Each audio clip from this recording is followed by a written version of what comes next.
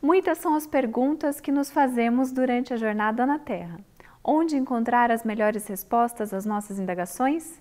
Trazemos muitas dúvidas em nosso caminhar existencial, mas o Espiritismo tem as respostas que a vida nos propõe. A Vida em Foco está no ar e você é o nosso convidado especial. Fique conosco!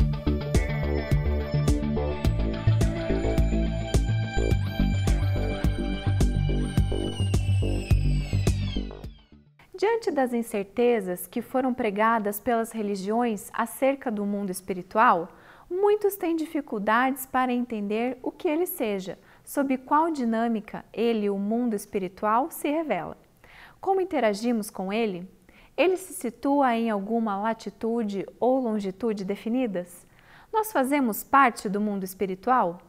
Os espíritos vivem entre nós ou nós vivemos entre eles? Daí perguntamos, afinal, onde fica o mundo espiritual? A estas e outras perguntas teremos respostas na entrevista de hoje com Daniel Dallagnol. A Vida em Foco traz também curiosidades, crônica, o Espiritismo esclarece e fechando o encontro de hoje, mais reflexões sobre a doutrina espírita e os ensinamentos de Jesus. Você é o nosso convidado. Fique conosco, confira agora a crônica da semana. Um senhor pobre que sobrevive de recolher material reciclável, quando estava buscando frutas e verduras no lixo, encontrou uma carteira e pediu para que duas moças ficassem com o objeto para tentar encontrar o seu dono. Como queria saber sobre o desfecho, aquele senhor deu algumas instruções de como o encontrar depois. As duas, que se dirigiam a um jantar marcado com outras amigas, as inteiraram do fato e, reunidas, conseguiram localizar o dono da carteira, na qual havia R$ 850 e os mais diversos documentos. O dono da carteira ficou muito agradecido, notando que todo o dinheiro e os documentos estavam lá. Ouviu toda a história do ocorrido e quis recompensar o seu benfeitor com algum valor. Posteriormente, o dono da carteira enviou uma mensagem de agradecimento dizendo: "Eu sou pastor e meu dia a dia é me aproximando de Deus, tentar transmitir esse imensurável amor dele por nós. E isso que aconteceu me faz acreditar mais em Deus, não por recuperar a minha carteira, mas em poder acreditar nas pessoas. Obrigado por me fazer crer que vale a pena crer em Deus no homem. Sempre que precisar de algo, por favor, me liga. Se eu não puder te ajudar, me junto a você para orar e pedir ao nosso Pai." Resolvida essa questão, as amigas combinaram de se encontrar onde tudo começou. E, para sua surpresa, quem é que aparece por ali? Elas o contaram sobre os desdobramentos de sua abordagem inicial e lhe entregaram a recompensa. Ele ficou muito feliz, pois tem muitas necessidades materiais, mas também ficou especialmente satisfeito com o fato de evitar tantos transtornos ao dono da carteira. Todas as amigas se sentiram privilegiadas por tomar conhecimento de atitudes tão nobres, em tempos em que os meios de comunicação insistem em dar destaque para as desgraças. Os fatos falam por si mesmos. Então, passei a refletir, e ainda tem gente que não acredita na honestidade das pessoas. Quantos falam com indignação que, especialmente os brasileiros, sempre querem tirar vantagens de todas as situações. Entretanto, nos esquecemos de que, conforme a lição da pergunta 932 de O Livro dos Espíritos, os maus são audaciosos e os bons tímidos, bastando a estes que tenham vontade para preponderar. Confira agora o quadro de entrevista com o tema Onde fica o mundo espiritual? Confira a resposta.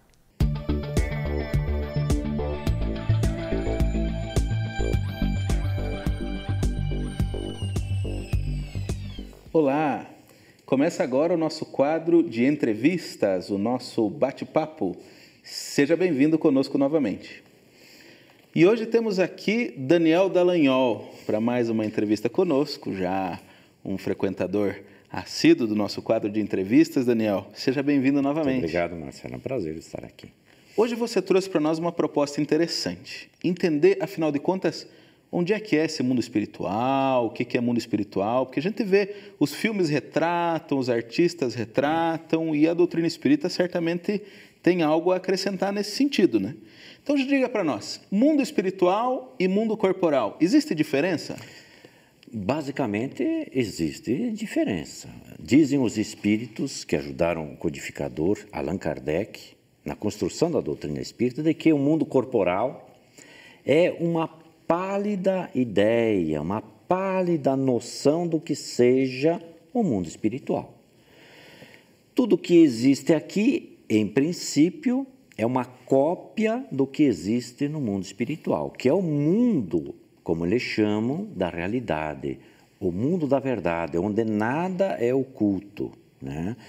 Então, há uma diferença sim, né? Aqui no âmbito dos encarnados, como popularmente nós denominamos, é o mundo material. Ainda que sejamos espíritos, né? Nós não perdemos a nossa identidade espiritual, a nossa essência é de ordem espiritual. Contudo, vestimos este corpo, né? Esse escafandro físico, mas não deixamos de ser espíritos. Mas lidamos com a matéria com muita intensidade. E o planeta Terra ainda se caracteriza pela predominância da matéria sobre o espiritual, né? Então, há diferenças, porque a matéria aqui ainda é muito importante, Marcelo, né? Mas há semelhanças, então, eu estou entendendo. Há semelhanças, sem dúvida nenhuma. Nada aqui no mundo material existe sem que tenha existido o que exista no mundo espiritual, né? Quando o homem acessa certos conhecimentos ou certas invenções, é porque isto já existe em princípio, né, no mundo espiritual. Então, aqui é a materialização, por assim dizer, da questão espiritual, né? No mundo espiritual é um mundo que se trabalha com uma matéria diferente, naturalmente, que é o fluido cósmico universal, que o codificador traz como informação excepcional para a ciência ainda trabalhar esse assunto, né? Mas nós aqui lidamos com a matéria bruta, digamos assim. No mundo espiritual também há matéria, que os espíritos a elaboram de acordo com as suas possibilidades, mas a essência é de ordem espiritual. Os elementos são outros, mas as construções parecidas. Perfeitamente. É o que a gente viu no filme que fez muito sucesso, aí, O Nosso Lar, né, baseado na obra de André Luiz, que retrata um pouco do mundo espiritual ali. Dá uma pálida ideia, né? Porque traduzir numa obra de ficção, que não deixa de ser uma obra de ficção, ainda que, sob o ponto de vista da fotografia seja muito boa, a ideia ela seja muito bem construída, mas é uma obra de ficções, né? O mundo espiritual tem degraus aí que nós ainda pela condição precária da evolução, podemos assim dizer, estamos num degrau de baixo para cima, no segundo degrau, e há ainda outros em níveis superiores, sob o ponto de vista da evolução, não temos capacidade de alcançar, né? Mesmo no âmbito da psicosfera do nosso planeta, que é um planeta de provas e de expiações, né? Então, ainda há muito por conhecer entre os polos, né, do início e os polos finais, digamos assim, daquilo que é possível à vida na sua expressão mesmo espiritual no planeta Terra, né? Se eu me recordo bem, os espíritos dizem para nós que eles explicarem o que é mundo espiritual é como alguém que enxerga explicar as cores para alguém que é cego. É difícil, a gente tenta traduzir, mas é difícil. Sem dúvida nenhuma, veja que a expressão é muito, muito apropriada. Então nós podemos distinguir a ideia de reino dos céus, de mundo espiritual, que tem muita gente que até traz para o palavreado, né? Ir para o mundo espiritual como se fosse para o reino dos céus. Como é que nós podemos entender isso, Daniel? Pois é, esse é um drama, sabe, Marcelo, que as religiões, elas têm muita dificuldade de trabalhar, né? Porque se nós tomarmos o ensino mesmo de Jesus, né, na sua essência, ele não relata o que seja ou onde seja o mundo espiritual, como ele é construído. Jesus toma um princípio e narra uma parábola. O reino dos céus, ele trata o mundo espiritual como sendo o reino dos céus, né?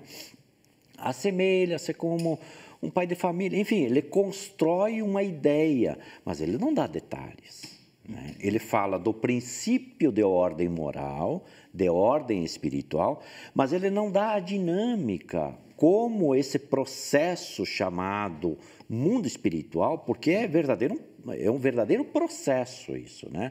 O mundo espiritual é muito dinâmico e é muito bem organizado em todos os aspectos, né? Então, os ensinos de Jesus, eles neste aspecto não são claros. E Jesus sabia disso, porque é ele quem diz que viria o Consolador e esclareceria todas as coisas, né? Então, viria falar essencialmente do mundo espiritual, que é a proposta da doutrina espírita. Então, foi proposital essa... Penso que sim, porque àquele tempo as mentes não tinham alcance para entender esta mecânica essencial que é o mundo espiritual, né? Estamos entendendo, então, Daniel, que o mundo espiritual é o mundo onde vivem e interagem os espíritos. Mas você vai ter que dizer para nós onde fica, mas depois do intervalo que a Renata está chamando. Tá certo. Aguarde uns instantes. Vamos para um breve intervalo e logo voltaremos com a segunda parte da entrevista. Não saia daí.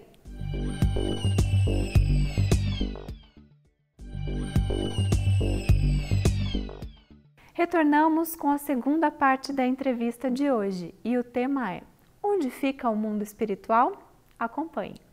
Estamos de volta, então, para dar continuidade, Daniel. Vamos entender um pouco esse mundo espiritual. Então, começa pelo mais básico. Onde, afinal de contas, fica esse mundo espiritual? Onde ficam os espíritos quando não estão nos corpos? Marcelo, nós poderíamos dizer, invertendo exatamente aquilo que se imagina que deveria ser a ordem natural. Nós, os que estamos encarnados no planeta Terra, estamos mergulhados no mundo espiritual. Porque há uma falsa ideia de que quando a gente morre, quando nós desencarnamos, saímos do corpo, é que vamos para o mundo espiritual. Nós nunca saímos do mundo espiritual. O mundo espiritual, ele está dentro, né, de tudo aquilo que se conheça por universo. Dizem os espíritos que não há espaço onde não haja vida. E princípio de vida, como ser inteligente, somos nós os espíritos.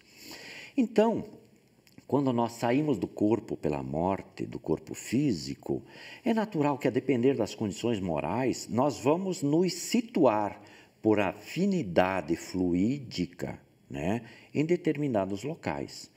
Uma criatura que é de bem, que praticou o bem e que pratica o bem, é natural que não vá para aquelas regiões relatadas, por exemplo, no filme Nosso Lar, naquelas regiões conhecidas como regiões umbralinas, que outras religiões chamam de inferno e tudo mais, purgatórios, né? Purgatórios. Essas regiões difíceis, que, aliás, na parábola do mal rico, trazida dentro do Evangelho segundo o Espiritismo, e que é do texto do Evangelho mesmo, proposta por Jesus, numa parábola belíssima, que esclarece bem essa questão da relação do bem e do mal, né, onde vai se situar, dá-nos essa ideia de que as criaturas se colocam em determinados locais dependendo da sua estrutura moral.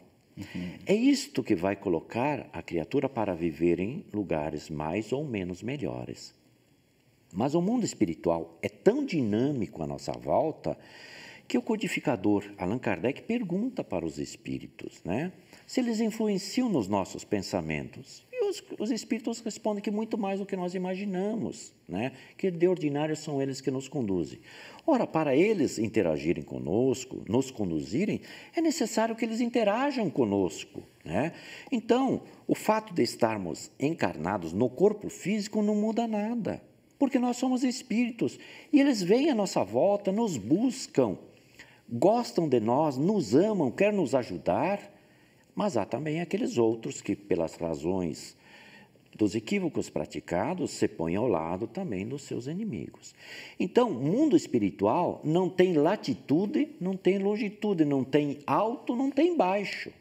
Não é uma região circunscrita. Não é uma região circunscrita. Aliás, os espíritos de maior quilate evolutivo, eles trafegam no universo livremente. Né? Os que têm dificuldades de ir para cá ou para lá, nos termos da parábola do mal rico, são aqueles que têm uma condição moral inferiorizada ainda. Né? Esses ficam mais circunscritos a certas regiões por questões de afinidade fluídica, como dizemos, que é basicamente a tradução da afinidade moral entre as criaturas. Então, os espíritos, você está dizendo para nós aí, eles não ficam também vagando ao acaso. Não. Eles ocupam determinadas regiões que têm a ver com seus interesses. Perfeitamente. Mas nós encarnados também é assim, né? Tem algumas também. Regiões que eu não vou, eu procuro aquelas que são da minha afinidade. Então é fácil de entender isso. Não? Você foi perfeito. Não existem as confrarias, os clubes, né, de interesse. As afinidades naturais nas relações no mundo espiritual não é diferente. Por quê? Porque a criatura, o espírito, nada mais é do que o homem, não de gênero, mas o ser espiritual, ele vai se relacionar com as pessoas do seu interesse. Jesus traduz este princípio assim: onde estiver o teu tesouro, os teus interesses, ali estará o teu coração, o core do sentimento. Né? Se o teu tesouro é a tua família, né? Provavelmente a criatura estará vinculada pelos laços familiares e muitas vezes habita dentro do lar, tentando ajudar, enfim, na tarefa que ele está ao alcance. Então, o mundo espiritual é o mundo no qual nós estamos imersos. Então, nós estamos coabitando com os espíritos que não têm corpo constantemente. Perfeito. Eles nos influenciam, você já disse para nós, e nós os influenciamos. Perfeitamente. Eu estava pensando aqui, Daniel, se é verdadeiro eu pensar, então, que dependendo de como eu conduzo a minha vida no meu lar, se eu atraio determinado tipo de espírito para compartilhar comigo minha existência também. É correto pensar assim? Perfeitamente. Esse é um princípio de ordem espiritual que trata das relações psíquicas, das relações espirituais, por conta das afinidades. Porque eu vejo as pessoas frequentemente reclamando, parece que eu sou perseguido, espíritos maus vêm atrás de mim, então talvez eu também, de alguma maneira, esteja contribuindo nesse processo. Eu podia fazer diferente. Claro, são as conexões que nós estabelecemos, né? Não adianta imaginarmos que nós vamos viver ao lado de criaturas angelicais se o nosso proceder não está de acordo com o proceder dessas outras criaturas. Não há como se estabelecer relações dessa natureza, né? Bom, então, se a gente vive aqui, vive ali, eu fico com uma pergunta, uma curiosidade mesmo. A gente passa mais tempo onde? Porque eu e você estamos encarnados aqui agora. E a gente passa mais tempo no mundo físico ou no mundo espiritual? Como é que é essa divisão? No mundo espiritual. O nosso maior tempo é no mundo espiritual. Os espíritos, o codificador pergunta, na questão 224A, aos espíritos codificadores: quanto tempo pode durar uma existência? E eles respondem aritmeticamente, cartesianamente, de algumas horas, entende? Ou alguns milhares de anos. Quanto tempo pode demorar uma encarnação e outra, o intervalo de uma encarnação e outra, tá? De algumas horas a alguns milhares de anos, né? Então, nós passamos esses milhares de anos, ou esse tempo todo, no mundo espiritual, ou seja, fora do corpo físico. Este é o princípio, né? O mundo espiritual é o dia a dia das relações, né? Vivemos na presença dos espíritos no lar, na sociedade, na rua, no trabalho, não importa onde, eles estão interagindo conosco, né? De acordo com as suas possibilidades psíquicas e morais de interação. Bom, Daniel, acho que agradeço aí sua contribuição, esclareceu, trouxe bastante coisa para a gente pensar a respeito dessa vida no mundo espiritual. E você que está nos assistindo, continua conosco porque o programa ainda tem muito mais. Se você tem dúvidas e quer ouvir as respostas aqui no programa, mande-as para contato@vidaemfoco.com.br e acompanhe as próximas edições do programa. Fique agora com o quadro O Espiritismo Esclarece. Olá, John Wesley nos indaga hoje. O Espiritismo reconhece a existência de crianças índigo? John, o Espiritismo é a doutrina dos espíritos e não de alguns homens. Para que um conceito novo seja incorporado ao Espiritismo, ele deve se submeter ao que se denomina de controle universal do ensino dos espíritos. Isso significa que espíritos superiores, em diferentes centros, por médiuns equilibrados, devem ensinar a mesma coisa. Isso não ocorre em relação à existência de crianças índigo ou cristal. Trata-se de uma teoria que busca identificar características peculiares em algumas crianças, a sinalizar que elas renasceram com uma missão especial a cumprir. Dentre essas características, figuraria uma disposição natural para contestar as regras da vida social. À parte quaisquer classificações, é importante atentar para o fato de que missões relevantes são confiadas a espíritos mais adiantados.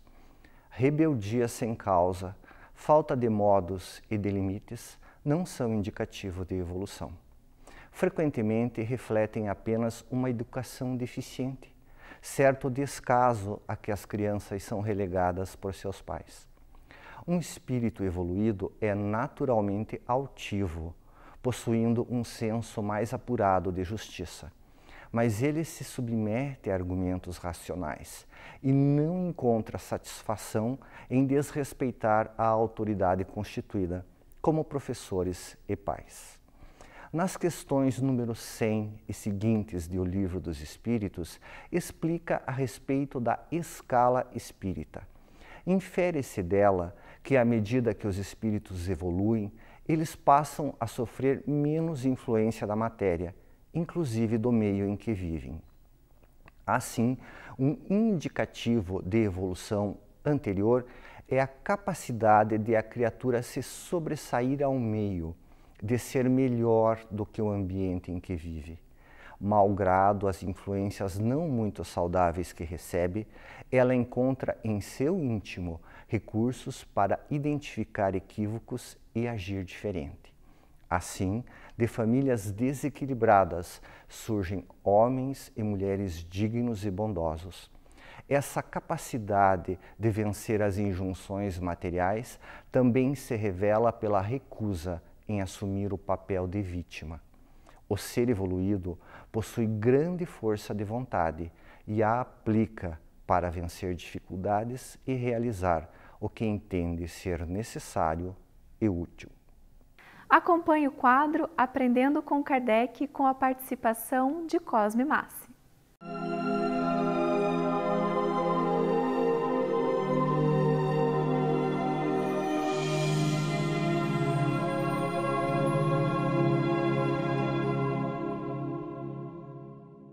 Olá, Aprendendo com Kardec. Anjos guardiães. Allan Kardec, em O Livro dos Espíritos, nos apresenta os anjos guardiães, os espíritos protetores, espíritos elevados, incumbidos por Deus na missão de nos proteger ao longo de nossa existência, para que possamos progredir com o seu auxílio, com a sua orientação. Em O Livro dos Espíritos, Allan Kardec pergunta aos espíritos sobre o papel desses anjos guardiães em nossa existência. Vejamos o que nos diz Allan Kardec. Qual a missão do espírito protetor? A de um pai com relação aos filhos. Veja inicialmente esta metáfora muito importante utilizada pelos espíritos. A missão de um pai em relação aos filhos. O anjo da guarda, ou nosso espírito protetor, desempenha este papel de nos acompanhar ao longo do nosso processo educativo, desempenhando o papel similar ao de um pai que educa, que ampara, que esclarece. Há de guiar o seu protegido pela senda do bem. Veja esta missão tão importante do Espírito Protetor, nos guiar no caminho do bem. Esta característica é muito importante, porque não nos compete guiar no caminho que escolhermos, mas guiar no caminho do bem. Claro que podemos escolher o caminho do bem, mas a sua missão é fazer com que nossas escolhas possam ser orientadas por eles, a fim de nos conduzirem pelo caminho do bem. Auxiliá-lo com seus conselhos, 24 horas por dia, os anjos guardiães, nossos espíritos protetores estão à nossa disposição, por meio da prece, da oração, da sintonia. Podemos entrar em contato com eles, a fim de ouvirmos os seus conselhos, as suas orientações. É a missão deles que lhes foi confiada por Deus. Consolá-los nas suas aflições, encorajá-los nas provas da vida.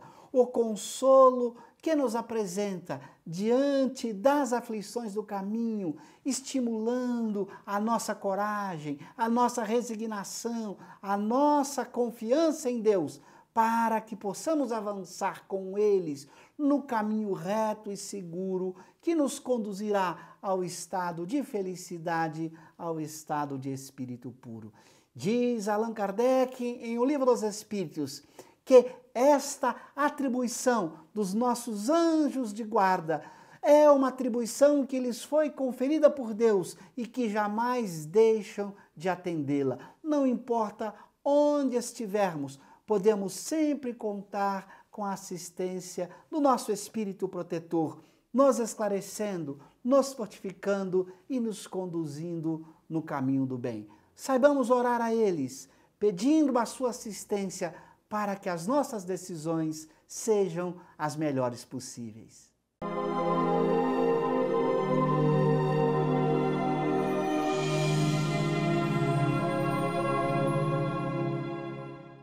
Obrigada por nos acompanhar até aqui. A Vida em Foco volta na semana que vem com mais novidades.